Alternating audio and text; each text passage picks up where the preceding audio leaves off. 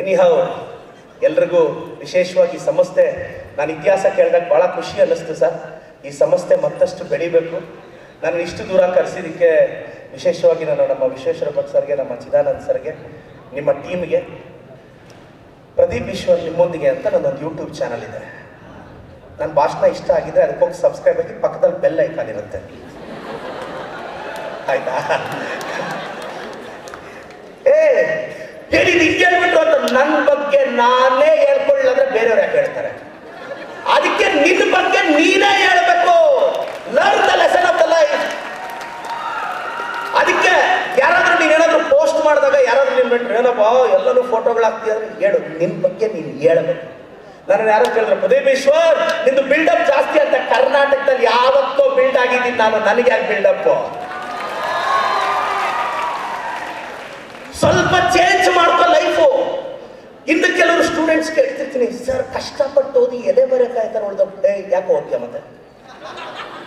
ಯಾಕೆ ಬೆಳಿಗ್ಗೆ ಹೇಳು?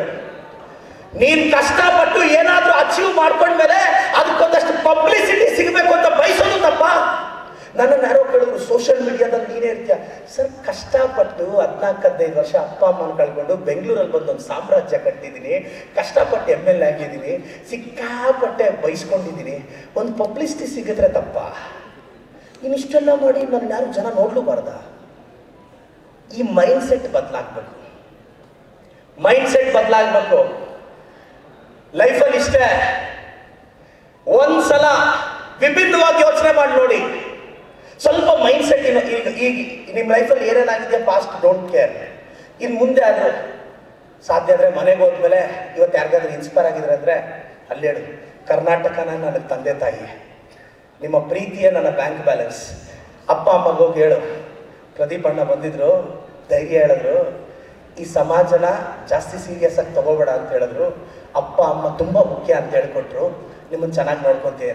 ಈಗೂ ಅಡ್ಡ ಬರಲಿಲ್ಲ ಅಂದರೆ ನೆಕ್ಸ್ಟ್ ಬರ್ತಡೇಗಾದರೂ ಫಸ್ಟ್ ವಿಶ್ ಮಾಡು. ಇನ್ನೂ ಈಗೂ ಅಡ್ಡ ಬರಲಿಲ್ಲ ಅಂದರೆ ಕಾಲ್ಗೊಂದು ನಮಸ್ಕಾರ ಹಾಕು. ನಾವು ದೂರ ಆಗ್ತಿದ್ದೀವಿ ಅಪ್ಪ ಅಮ್ಮಯಿಂದ. ಅಪ್ಪ ಅಮ್ಮನ ರೆಸ್ಪೆಕ್ಟ್ ಮಾಡೋಣ. ನಿಮ್ಮೆಲ್ರಿಗೂ ಒಳ್ಳೇದಾಗಲಿ.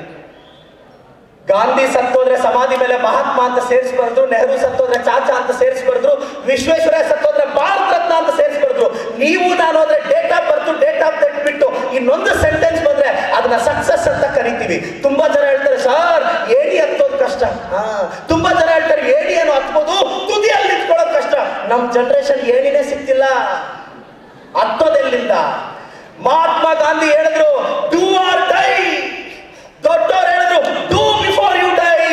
ಪ್ರದೀಪ್ ಈಶ್ವರ್ ಹೇಳ್ತಾ ಇದ್ರೆ don't die until you do.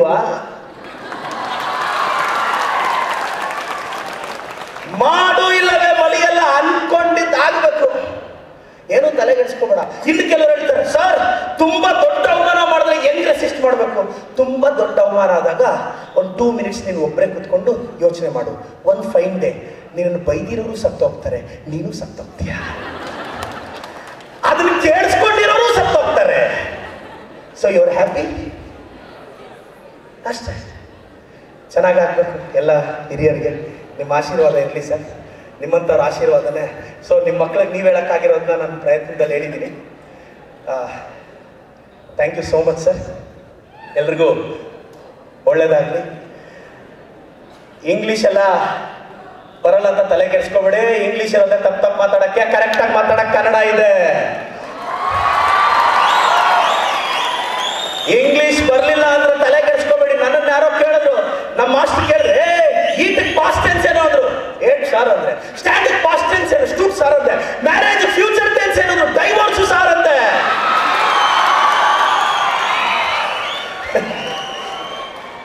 ಈ ಸಂದರ್ಭದಲ್ಲಿ ನನ್ನ ತಾಯಿ ಮತ್ತು ನನ್ನ ಶ್ರೀಮತಿಯನ್ನ ನೆನೆಸ್ಕೋಬೇಕು. ಯಾಕೆಂದ್ರೆ ನನಗೆ ಮಾತನಾಡೋದು ಹೇಳ್ಕೊಟ್ಟಿರೋ ನನ್ನ ತಾಯಿಗೆ, ಸೈಲೆಂಟ್ ಆಗಿ ಇರಬೇಕು ಅಂತ ಹೇಳ್ಕೊಟ್ಟಿರೋ ನನ್ನ ಶ್ರೀಮತಿಗೆ ಧನ್ಯವಾದ ಹೇಳ್ಕೊಡ್ತೀನಿ. ಅವರಿಬ್ಬರು ನನಗೆ ಗ್ರೇಟೆ. Thank you so much. ಜೈ ಕರ್ನಾಟಕ ಮಾತೆ. ಎಸ್, ಈಗ ಇನ್ನ ಮಾತಾಡ್ತೀನಿ ಒಂದು 5 ನಿಮಿಷ. ಬೋರಿಂಗಾ?